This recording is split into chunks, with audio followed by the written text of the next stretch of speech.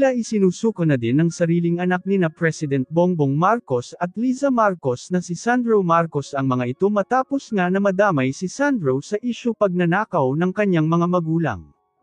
Ayon sa ulat, inamin ni Sandro na matagal na siyang wala sa puder ng kanyang mga magulang at sana daw ay wag na siyang idamay sa mga isyu ng kanyang ama at ina. Narito panuurin ang video kung paano nabisto ang mga Marcos. Well, hindi mo pwedeng bunutin yung isang sinabi niya and separate it from everything else he said, no?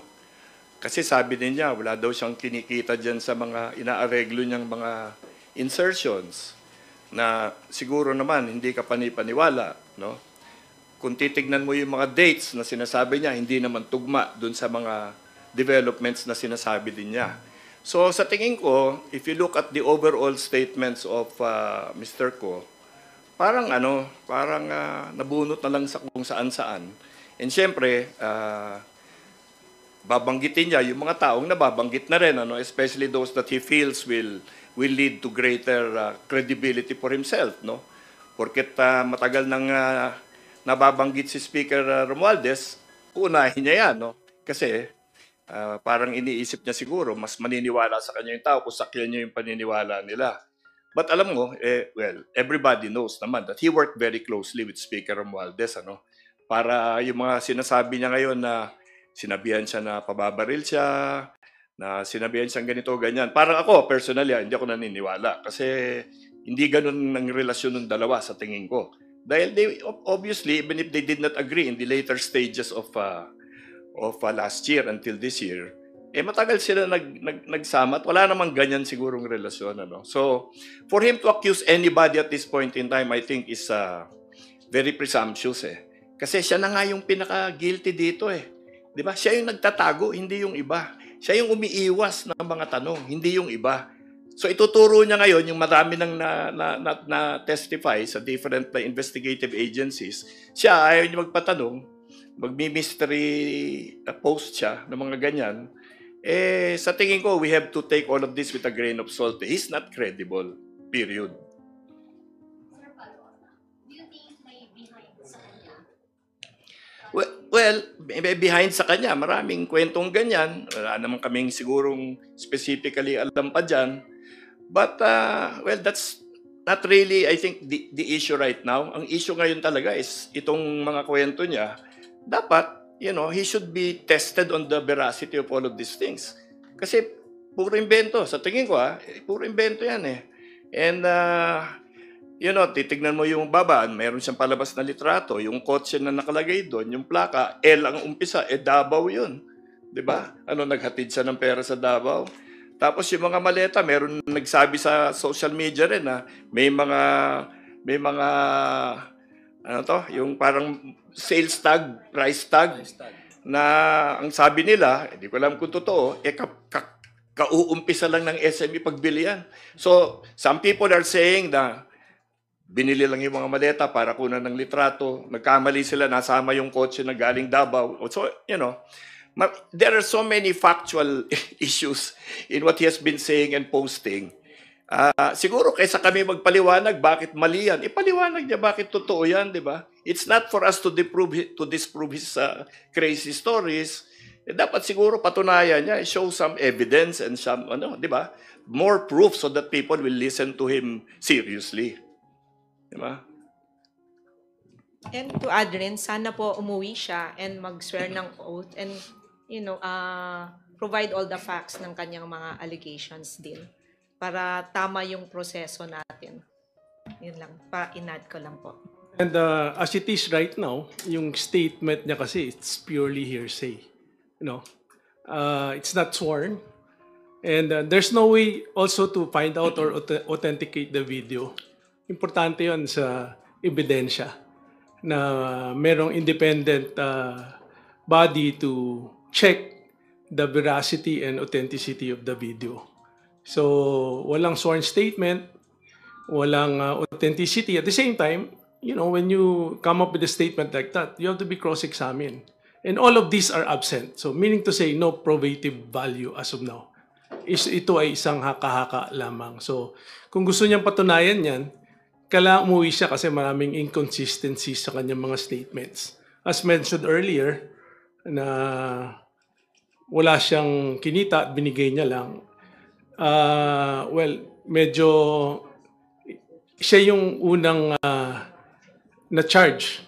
So, if he wants to prove himself, katulad ng sinabi ni Speaker Boji, kailangan umuwi siya at patunayan niya lahat ng sinasabi niya. Kasi as Speaker Boji earlier position is really accountability and transparency. And the only way we can find out the truth, umuwi siya at harapin yung mga akusasyon sa kanya. Well, in addition to that, no, I think you have to also go back with the timeline. I mean, if he's really is that sincere in coming out with the truth, why didn't he go out the moment that all of these things came about? No, I think the only time that he came out with that statement, outlandish it may seem, if you ask me, is when everybody who was appearing in the Senate pointed at him as the most guilty one. So I think it's how convenient for him to point out someone who is higher than him. I think he appeals to the ordinary logic of every Filipino that who actually is more superior to him. I think the speaker and the president. So naturally, that would be a convenient excuse for him to appear as the least guilty. So I think tama nga po yung sinabi ni DSD na tsaka si Manong Ronnie na for him to establish his credibility, you cannot just expect the people to believe you, come out on social media, on Facebook with all of these outlandish allegations and expect everyone will just toe in line and believe you. I mean, the only way for you to build the credibility is to allow your allegations be tested, the validity of it be tested by, by cross-examination. And sinabi nga nila, bumalik siya, umuwi siya with this, and mag-swear in siya, affidavit, and so that he can be open also to cross-examination. No, I think the public deserves that. If he really is one with the public in fretting out the truth, the longer he stays abroad, that would only mean one thing. Like he's creating this scenario wherein he would appear as the least guilty, regardless whether the country would fall in disarray. Which is, to me, sabi nga ni Manong Ronnie, would only benefit, I guess, no? Kaya nga nagkakaroon nga ng haka-haka ngayon, sino bang magbe-benefit dito with all of these allegations?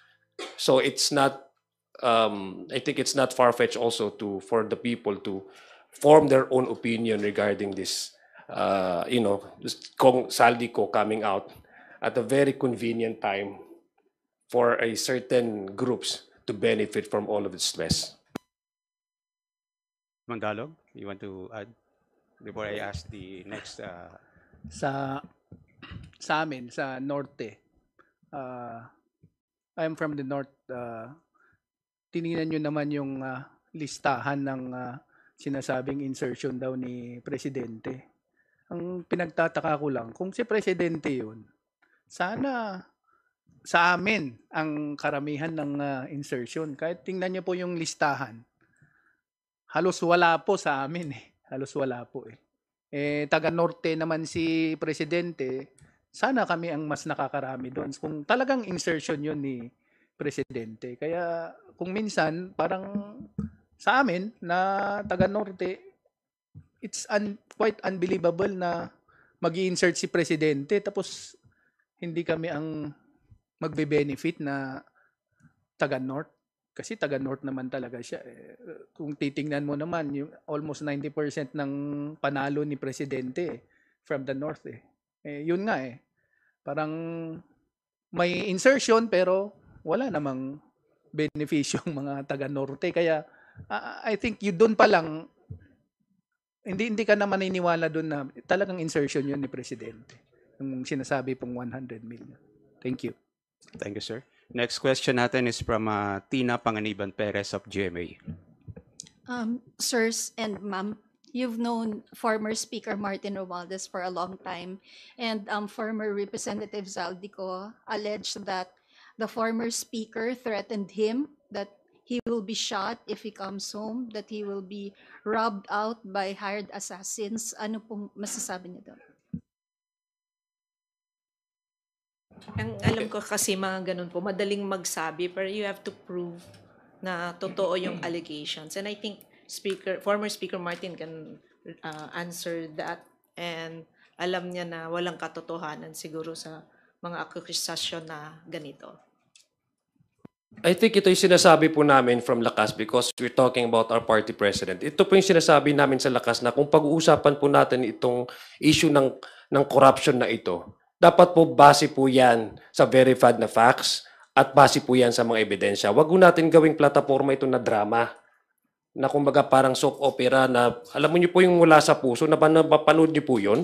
Parang ganun yun eh. May kalaban sikat yun eh, si Lina, tapos ginagawa ang lahat para mapatay yung mga kalaban niya. I mean, this is only happen in movies eh. I think my suggestion is baka sobra at ang tagal niya sa ibang bansa, wala na siyang ginagawa at nanunood na lang ng Netflix. I mean, it's something that only happens in the movies eh. And kung ako tatanungin, I think the speaker having served the House of Representatives for more than 3 years, all of us can testify that he has no inch of violence in his system. In fact, inaano nga eh, wala akong kabayo-violente itong tao na to. I can say that, no, for someone who has been working closely. I think DS Puno can also say that. Wala pong violente sa sistema ng former speaker. That's why the entire house voted him twice as a speaker. Dahil alam po namin kung gaano po yung custody ng kanyang leadership at yung serbisyo po niya na gustong mangyari sa taong bayan. Next question is from Mela of PTV4.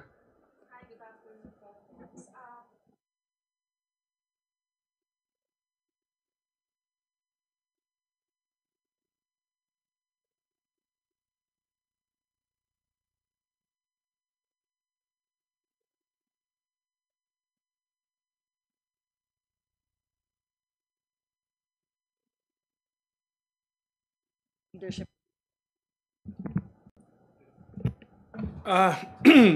Unang-una, wala yung tao dito eh. For an investigation to start, you have to have a sworn statement para ma-cross-examine ka, para ma-check yung mga ebidensya mo. And any judicial or other quasi-judicial bodies, even Congress, cannot start an investigation by a mere video. So, paano ko mag-iimbestiga kung wala yung tao dito? So, there's no specific instructions. And it's very clear from the start, no, sa pag-upo ni Speaker Boji, na we submitted to the jurisdiction of the ICI. And to the members that were mentioned na involved sa flood control, everybody submitted to ICI. Lahat sila nagpakita, lahat sila nagsubmit ng documents, lahat sila willing to be investigated. So that is a sign of, kumbaga, good faith on the part of the members of Congress. So, again, babalik tayo doon kung gusto niyang patunayan lahat yan.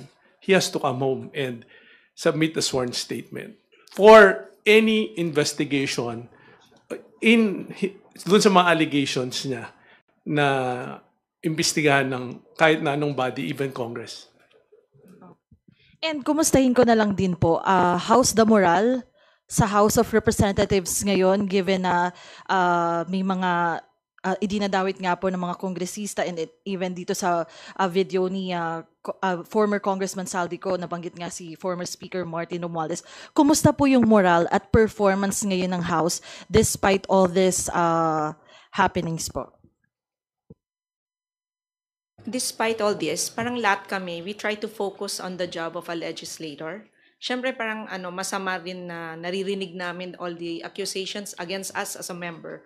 Kasi nagtatrabaho po kami talaga sa legislation and masakit po na nadja-judge kami, nadja-generalize. When if ever there's something, sigurado naman kami na may nangyari talaga because of the involvement of Chair Saldico. So siguro meron a few dyan na damay Pero sana naman hindi yung ma-reflect on all the members kasi alam ko with all the members nakikita ko po sino po yung talagang nagtatrabaho, and we really focus on really working on legislation and things na kailangan para sa bansa. Alam nyo, hindi na namin sana papansinin ito eh. Di ba? Kasi puro malabo yung mga kwento niya eh. Di ba? For example, sabi niya, yung presidente kinausap si Secretary Pangandaman at si Undersecretary Bersamin para puntahan siya at makiusap na magsingit ng 100 billion na projects, no? Masyado na siyang bilib sa sarili niya. Sinong presidente ang kailangan makiusap sa isang committee chairman sa House, no? At hindi naman niya kayang i-deliver lahat yan. So bakit siya papakiusapan ng napakaraming makapangyarihan na tao, 'di ba? Para gawin yung hindi naman niya talaga kayang gawin. So number one, yun, medyo malayo talaga yun sa katotohanan, ano? Pangalawa, wala daw siyang natanggap or nakuha dito sa lahat ng mga projects na to. Di saan nanggaling yung mga eroplano? Saan nanggaling yung mga helicopter? Yung mga bahay niya sa Europe at kung saan-saan. Di ba? Saan nanggaling lahat yun? Yung hotel niya. Saan galing yun? Oh, dapat pakita niya kung saan. Kasi talagang, kung iisa-isahin mo yung mga sinabi niya, talagang parang hindi ka makasagot dahil napaka-imposible. Di ba? So, ganun. I think, ihambing natin yung sitwasyon sa kung anong sinasabi niya, no? Meron ba tayong listahan ng kanyang properties? I think parang may tinignan namin kung ano yung mga properties niya talaga. Alam niyo yung mga eroplanong nando sa kanya? Ay, hindi gawang biro yun, ha? Mga $36 million yung isa. Tatlo yan. Di ba? Yung mga helicopter na lang, ang mamahal niyan. Hindi yan kaya kahit na ng mga malalaking kumpanya sa Makati. Alam mo yon? Kung ihambing mo, compare mo yung anong nasa kanya, doon sa ibang mga napakalaking mga kumpanya, lamang pa siya eh. So, saan nanggaling lahat yan? Kung yung mga malalaking kumpanya na ang tagal ng natatag, di ba? Big industry leaders cannot afford what he is showing, di ba? So, ano yan? Milagro? Sana naman nanggaling yan. So, ang dami kasing sinasabi niya na parang mapapatahimik ka na lang kasi imposible talaga. Hindi mo alam paano mo sasagutin dahil ang layo talaga sa katotohanan. Tapos ito tayo, nagpapaliwanag tayo paano siya nagsisinungaling. Nako, talagang ang hirap kasi pag ang tao nagsalita ng walang kabase-base, mahirap i-debate yun. Di ba? Mahirap. It's so hard to argue with somebody who is talking crazy. Because obviously, whatever argument you have will have no relation to the truth. Wala siyang kinikita. Nakiusap sa kanya yung presidente. Nako, parang hindi talaga pwede yung ganyan. Okay, before I recognize Earl and the UNTV, may follow-up questions muna against si Tina Panganiban. Yes, go ahead. Sorry po sir, patanong lang po ng office ko. Any reaction po dito sa sinabi ni Yuse Claire Castro na nagagamit daw po si Zaldico? Ang sabi po ni Yuse, tingin ko nagpagamit si Zaldico. Sa aking pananaw, tiniming ito kasi ang gusto ng mga gustong magpabagsak sa Pangulo ay mawala ang Pangulo. Kaya maaaring magamit ito. Ako lang, personal na pananaw ko to. Pinangakuan na kapag kami ang nasa pwesto, mapalitan ng Pangulo, hindi ka uusigin.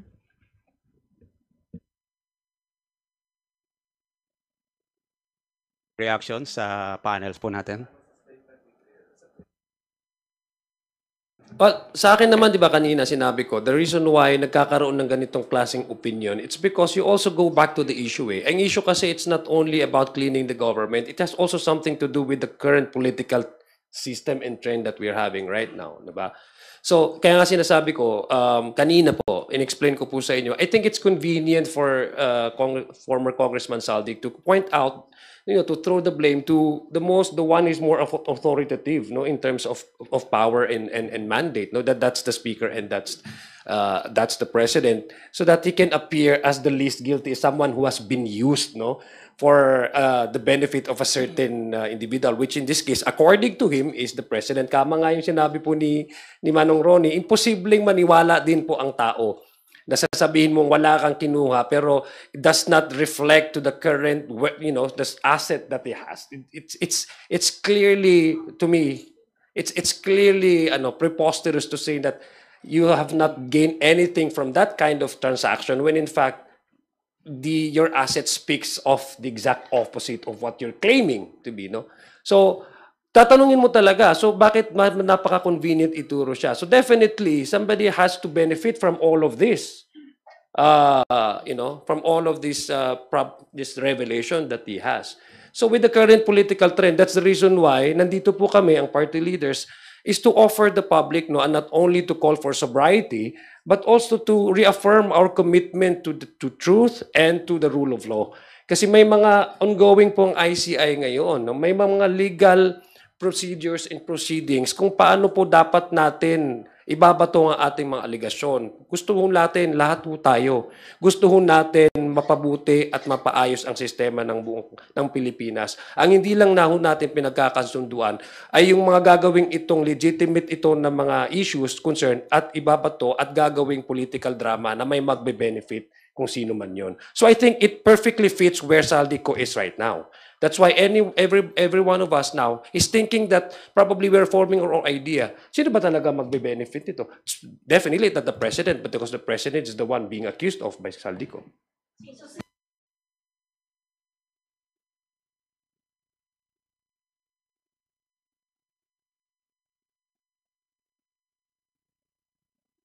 Siguro si Saldi lang makakasabi niyan, no? We can all guess and speculate. Pero sa akin naman talaga, siniseryoso natin to talaga.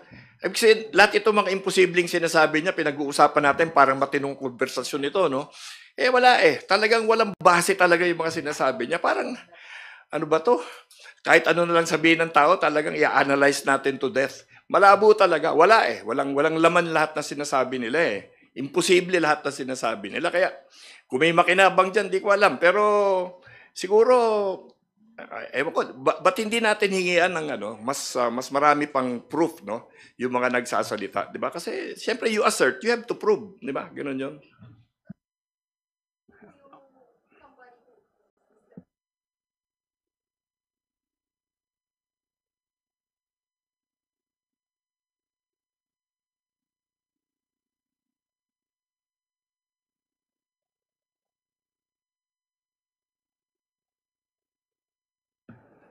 Siguro yung kalaban ni Presidente, di ba?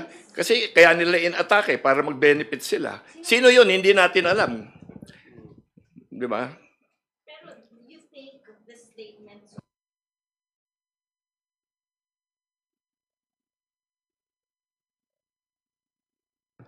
Kung sinali nila sa distab yan, mahina sila magplano. Walang kwenta yung kwento Alam mo yun?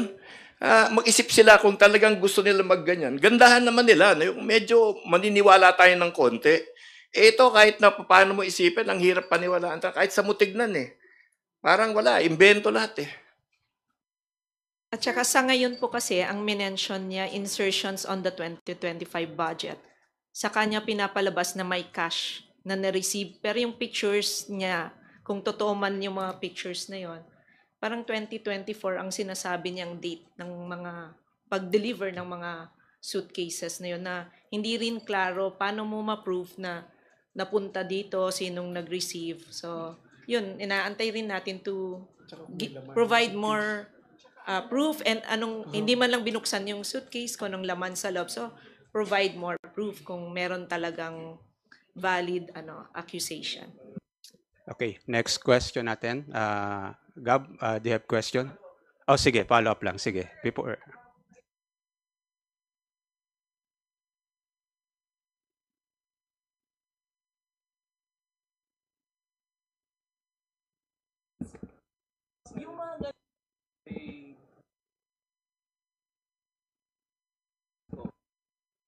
Walang idea yung mga members ng 19th Congress who were working with me about these matters. Kaya parang kasi po yun yung dahilan kung bakit nagkaka-traction Na parang hindi nyo alam na yung kasama nyo, ganito pala yung ginagawa, ganito nakalaki yung asset niya, yung air assets, yung mga real properties. Yeah. Well, unang-una, nagkaka-traction ba yan? Kasi meron din kami mga survey, kung ano ang epekto niyan. I will tell you, you check any survey, social media at lahat, more than half do not believe. More than half. Ang mga we don't know, masan 30-35%. Yung balanse lang ang naniniwala. Ilan yun? Ilan-ilan lang. Di ba? So, actually, I don't think it's getting any traction at all. No? Siguro kahit kayo, magsabi tayo ng totoo, naniniwala kayo sa sinasabi niyan. Unang-una, 25 billion ang dineliver niya. Alam niyo ba gaano karami yun? That is 25,000, 1 million bundles. Hindi magkakasya yun sa maletang kinunan niya na mukhang kakabili lang nila sa SM. Alam mo yun? Hindi, I mean, siguro naman we have to require a minimum level of credibility from somebody who will be talking and, you know, be cited and quoted in public, di ba? Kasi there's a certain responsibility we all carry in telling these stories to our people na, syempre, it has to be based on the truth, di ba? Pero kung talaga napaka-imposible, bakit natin pagugulungin yung kwentong ganun? Di ba? Ako sa akin, kalokohan eh. You know, nung unang, siyempre, yung unang statement niya nakakagulat. Di ba? Kasi siyempre, he's accusing the president. We are all serving the president. So siyempre, nasa shock kami. Pero the more you listen to him, the more ridiculous yung kanyang mga sinasabi. Kaya nga kanina nag-uusap kami, parang patulang pa ba natin yan? I mean, you know, bayaan mo na sa social media palabas lahat ng inconsistencies dyan. Pero hindi, we felt that it is important for the public to know that Congress is in support of the President. Period. Di ba? Ngayon yung mga iba, yung kay Martin Romualdez. Well, ex-Speaker Martin Romualdez can talk for himself, no? Pero parang ang layo, sabi nga nila eh. Well, wala sa personalidad ni Speaker Martin yun eh. Na former Speaker Martin na magpapabaril ng tao. Ano yun? I mean, it's so, an accusation like that is so bad na kung talagang walang kabase-base naman, siguro wag na lang patulan, hindi ba? Pakita niya, where does he get that information from? Sino nagsabi sa kanyang ginaganon siya? Para at least matignan natin na mabuti. Because he is the most guilty of everybody and that is what all the investigators are saying. Tapos paniniwalaan natin yung mga ganyan niya. Di ba? Siguro naman salain din natin yung mga dapat paniwalaan natin. Okay, next Tapos natin is... to add rin doon, kasi Okay, yung lawyer niya yata nasabi na, yung SALN niya, I think naka-indicate to na 4B ang kanyang net worth. And then I think yung planes niya are around 2B all in all, mga air assets po ni Kong Saldico.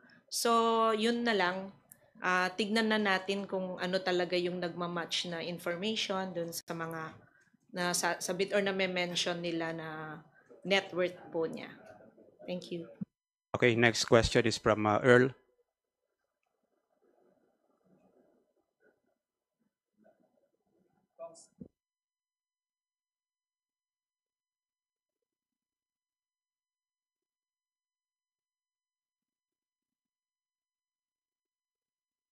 Kanyang mga pahayag. Sinabi niya po that the president is facing a profound crisis of confidence. On her words, exactly, she said the president now faces a profound crisis of confidence, especially in the way these corruption investigations are being handled, which appear to lack both direction and result. We also seek clear answers on how the budget deprived Filipinos of billions of pesos was approved under his watch. The BP demands accountability daw po alongside with the people. Your reactions, Kong? With all due respect, I think this is what I don't understand. The very person who actually wanting to clear out all this mess, you know, using his authority to really upend whatever mess that we're in, is the one that is now being pointed at as the one to be faulted. No. I mean, let's remember the president came out during his SONA, you know, saying, you know, these things, no, at the expense of probably the capital of his own administration. I mean, for someone who does that, it only speaks about sincerity and the confidence that the administration, with all the illegal instruments at his disposal, with the robust working of the courts, the entirety of his government and administration, it only speaks not of lack of confidence, but actually the certain amount and the enough amount of confidence in that kind of in the government. Nobody would even come out exposing na meron talagang problema, tapos ikaw yung pangulo na alam mong walang mangyayari halimbawa, or alam mong hindi ka confident doon sa magiging resulta nung gusto mong ayusin sa gobyerno mo. I think it speaks about not only just confidence of the workings of the government, because he allows the course of the law and the justice to have its own course in investigating all this mess. It also speaks about his sincerity as a leader to really reform the system. I think at the very least, we owe, at least man lang, maski pasalamat man lang, because isa lang siya sa presidente. Ang dami pong naging presidente at ang daming problema, pero wala pong tumayo at lumabas at sinabi niya na kailangan natin imbestigahan ito. Siya lang. Hindi ko maintindihan. Dapat nga, suporta ang bibigay natin sa kanya. Pasalamat ang bibigay natin sa kanya at the expense of probably putting his administration at risk. It speaks about the person, the character, the sincerity that he has to reform the government. We should at least owe him some thanks, no? Thank you, sir. The next is, yes, UNTV. Pero sir, bottom line, do you agree with the sentiments of the BP saying na walang direksyon yung investigasyon na nangyayari?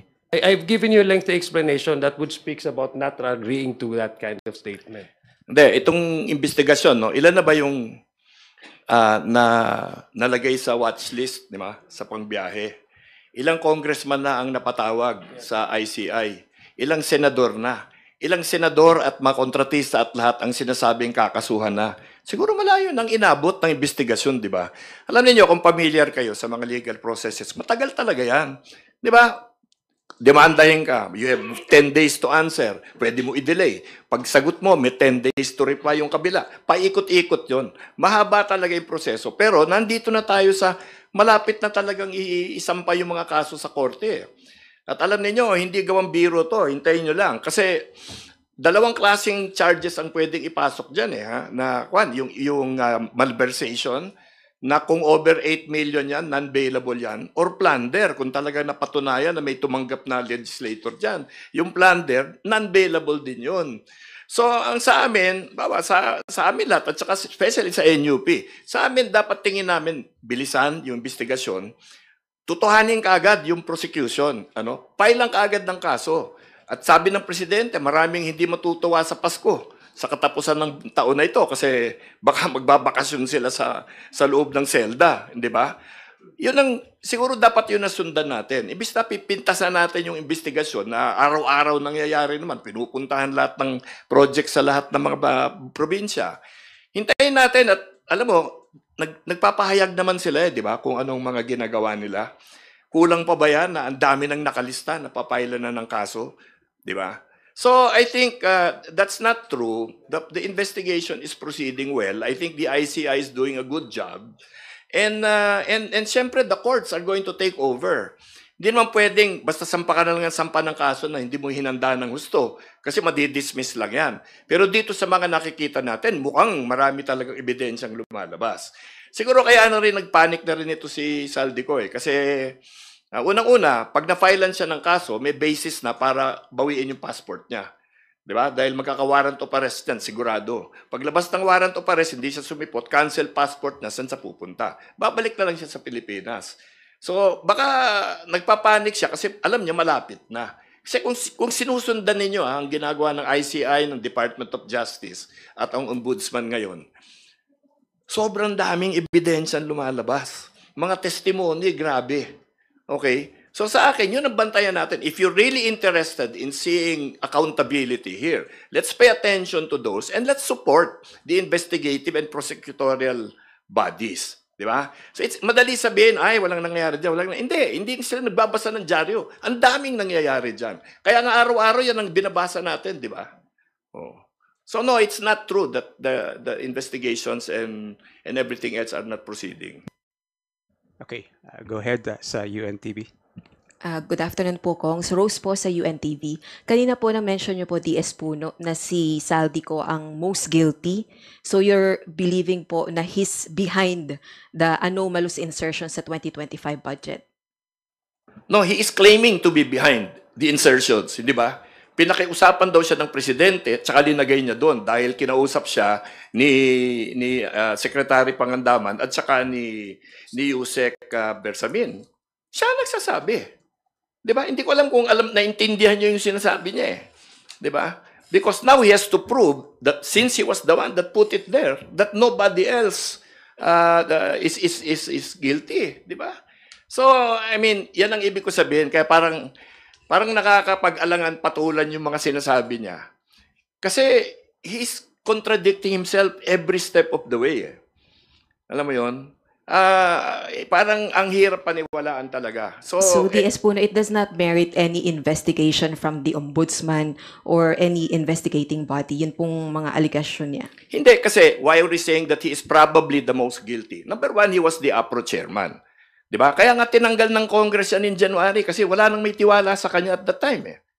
Okay? Now, so tinanggal siya ng Congress, ilang buwan yan, na umiikot-ikot siya, umalis ng Pilipinas, etc. Then naglalabasan ngayon ito, lahat ito mga to. Lumabas yung mga sa Mindoro, sino yung isang mga kontratista na nandun? Siya. If you look at all of the lists of contractors, andun yung kanyang kumpanya. Paano siya nagkaroon ng kumpanya? APRO chairman siya. You know, I think his lawyers should shut him up so that he stops self-incriminating. Alam mo, ini-incriminate niya ang sarili niya sa mga sinasabi niya eh. Then, tatakpan niya by saying, may magpapapatay sa akin. Ang dali sabihin yan eh. Di ba? Pero sa society natin, sa lipunan natin, ordinaryo ba yung ganun? Parang hirap gawin, lalo na yung matataas na opisyal, di ba? Basta na lang pwede magpapatay ng kahit sino. Ano bang klaseng yan? Kwento yan. So I think we have to be careful listening to this guy. Kasi, you can make the most ridiculous and outlandish statements and you get more attention the more ridiculous and the more outlandish. Di ba? And that's what's happening here. So, sige, patulan natin sandali para ma-point out lang natin saan mali lahat yung mga sinasabi niya at imposible. Di ba? Pero after a certain amount of time, let's go back to what we're supposed to do, which is investigate all of this corruption, prosecute those that are responsible for this corruption, and put them where they belong, which is in jail. Di ba? Yun na, wag na tayo magpalihis-lihis pa. Sundan na lang natin ito ng tama. Yun ang panawagan namin sa aming partido. Kasi parang, mga to, talagang, parang diversionary tactic talaga. Siyempre, wala na siyang paliwanag. Sana sagutin niya yung mga paratang sa kanya, di ba? Dapat handain na nila yung sagot niya sa korte. Kasi kung hindi siya sumagot ng maayos, ang lawyer niya, may kalalagyan siya, hindi na tatagal, di ba? Kay Kong Hernandez po, sorry po, kay DS Hernandez, since kayo po yung chairperson ng SALN Review and Compliance Committee, is the House willing to publicize the SALN of Saldico?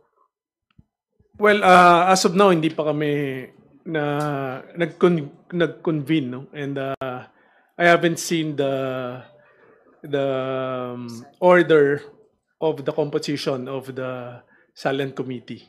Siguro overtaken by events dahil nagkaroon ng bagyo, nagkaroon ng mga issues, and as far as siguro merong question of legality lang because Saldi is no longer a member of Congress. So as far as jurisdiction is concerned, walang jurisdiction ng Congress sa kanya ngayon. And siguro one of those issues that we will discuss pag nag-convene na yung ng committee. And of course, importante yung legality dito. Pero di po ba it would be best for the public to know yun pong SALN ni Saldico since he's the center of the controversy right now? As of now, hindi ko masasagot yan kasi sa ngayon, hindi na member si Saldico ng Kongreso. So, Pero ang SecGen po, ang House of Representatives po, yung pong may hawak nung SALN niya, di ba? And yes, during the time he was a member, but right now, siyempre may kasamang consent yan eh. Lalo na hindi ka na member. Diba? kailangan pa ng consent po ni Saldico para po ma-publicize yung SALN niya? Hindi, kasi ngayon hindi siya member. So as far as jurisdiction is concerned, walang jurisdiction ng Kongreso na sa kanya. Alam mo bakit And- sinasabi ni DS yan? Kasi yung SALN namin sinasabit when we join the government. Diba? So it is a record of our office, which is supposed to be open to the public. Nag-resign na siya, private citizen na siya. So there are different legal principles covering that. So yan ang pinag-aaralan pa nila. Kasi kung ilalabas lang nila ng kusa, they can be sued also for violation of the personal rights of the individual. Kasi nga hindi na gobyerno civilian na siya Di ba? So there is no accountability from let's say whoever is holding the SALN kasi wala na silang jurisdiction yung sinasabi ni DS, no? Okay, Gab? Sir, sorry, pwede lang mag-follow up. DS Puno, you mentioned kaya tinanggal noong January si Zaldico as APRO chair, wala nang tiwala sa kanya. Sino po ang Pangulo and paano po nawala? Anong wala yung tiwala? Well, yung Kongreso yung bumoto. No? I mean, it was the House that voted him out. So, yung definitive action of him being removed was taken by the entire House. Bakit po nawala yung tiwala, sir, noong January? O, magchichismis tayo,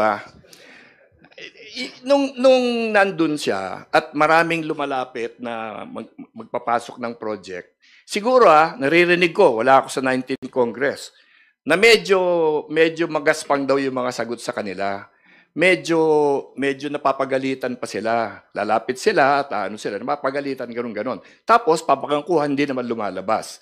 So, I think because of that, maraming nawalan ng tiwala sa kanya. No? And clearly, there were questions all over the place. Nag-umpisa na nun yung mga tanong-tanong ng mga Senado, di ba? Kaya, because of that, siguro, they wanted to come up with somebody that's going to be able to answer the questions and represent Congress properly. So ang rason nun, bakit siya natanggal? Because I guess the members of Congress felt he was no longer representing Congress properly. Konga Jung, you've been the Vice APRO chair po nung time na yon. Can you share yung story para hindi hearsay? Well, una, I became vice chair the latter part of 2025, if I may remember, when DS Tony Pet was elected as one of the deputy speakers. So Lakas being given that slot, I was the one elected by Lakas to replace Tony Pet. So I only learned about the issue on distrust among members when after the BICAM and the GAA was signed. I guess that's the time. That was in January. The BICAM came about in December. I guess the president signed the BICAM result of the the GAA in December, no? I'm just trying to look at the timeline. And when all of these issues also came out, questioning the GAA, no less than the president says, it doesn't really reflect the one that we passed under the NEP. So it does not mangled nga, no, diba? And all of there's several groups also questioned the GAA before the Supreme Court. I guess that added up to the sentiment of the members of the House, particularly the members of the APRO committee, to remove him and elect somebody else who can actually replace him as the chairman of the Appropriations Committee. So that's how I came into the appropriation. That's the sentiment of the members of the APRO. July po kasi yung sona ng Pangulo when he mentioned that. I think it's sometime, kasi we're talking about the 2025 GAA. It was actually deliberated in 2024. Diba? Remember, correct my timeline. So he was removed in January of 2025. Okay, last question natin is Gab. Go ahead, Gab.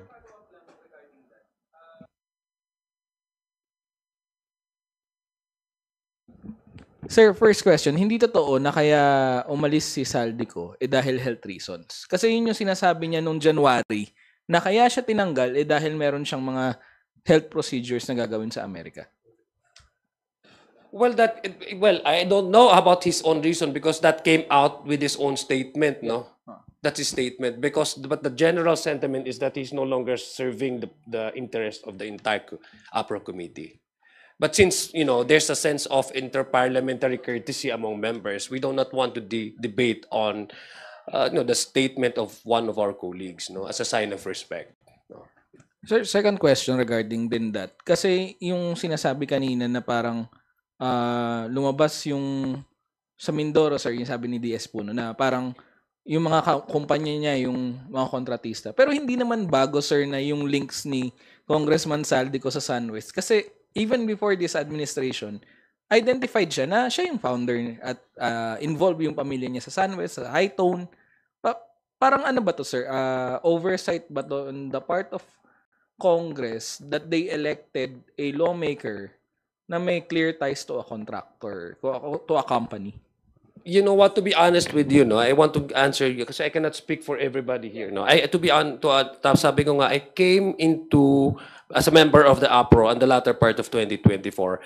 To be honest with you, I have no idea of Saldi's background or what companies he owns. So hindi ko masasagot yan. Basta ang akin lang po, the sentiment of the APRO committee members at that time was really to replace him as chairman because he no longer serves the interest of the entire the committee in the House. Okay, one last questions from Tina Panganiban Perez. Sir, last po. Patanong po ng office, after the video statements of Zaldico, Representative Kiko Barsaga is now calling on government agencies to withdraw their support from the president. And anybody po? Deputy Speaker Puno, kayo po ang sasagot. Patanong po ng officer. Tina, nakakawalang gana naman mga tanong natin. Sir, ako'y Usapan natin si napagputusan lang, Saldico sir. at si Barsaga na naman. Sir, kasi wag na connected siguro. nga doon sa mga revelations Huwag na daw. siguro, pusa yun eh. Di ba? Huwag na lang natin pansinin yung mga tanong ng ganun. Kasi, sus Maria naman oh. Ang daming mga seryosong pwedeng pagkuhanan ng mga tanong. Huwag bakit sa kanya pa. Di ba? I mean, if other people will ask that na, have a presumption of rationality. Di ba? Di sasagutin natin. Pero yung, wag naman kahit sino na lang. Anyway, yung si Barsaga, pag-uusapan ng Committee on Ethics yan next week. Eh. So, doon lang siya magpaliwanag. Ulitin niya siguro yung kanyang gusto mangyari dyan. Doon, sa committee, pag nananagot na siya. Okay. Sorry, last one. Present po ba sa party leaders meeting si Madjo leader Sandro Marcos? At what was his sentiment about these issues? Yung pong pagdawit sa kanyang tito at sa kanyang ama po, si PBBM. Hindi, kami nag-usap. No? I think for some parts of the meeting, nandun si speaker, pero yung when we started talking about our statements and so on, kami na lang yun. Kasi, kaya nga, si Madjo, well, he was in there for part of the meeting. Pero if you're implying that sila nagsabi sa amin gawin yan, hindi. Hindi kami papayag na gano'n. No? I mean, partido namin, hindi kami papayag na utusan kami ng gawain kahit ano-ano. Well, obviously, you attack his father, he's not going to be happy. Diba? And he is also the majority leader of the House. So, it is sad for him, I suppose, to see all of these things happening. But I think we can assure everybody that, the House is moving on okay. I mean, the committee meetings are proceeding the way they're supposed to. All of these things have not affected the way the House is operating because the committee on rules under Majority Leader Marcos is doing very well. No? So, okay lang tayo dito. I don't think that all of this have a negative effect or at least a damaging effect on the work of Congress. So as a part of Partido Federal, I represented I'm the representative of the party in the party leadership meeting, and there was no instructions. There was no walang dinikta dito. It's purely the sentiments of the respective parties. And of course, si Speaker. Speaker, karamihan naman dito nasa direction ng Speaker of the House. So from the direction of the Speaker, dun kami nakasentro. Okay, with that, let's end this press conference. Thank you very much, Deputy Speaker Puno, Deputy Speaker Hernandez, Deputy Speaker Singson Mehan, Congressman si Adjong, and Congressman Maximo Galog. Thank you very much po.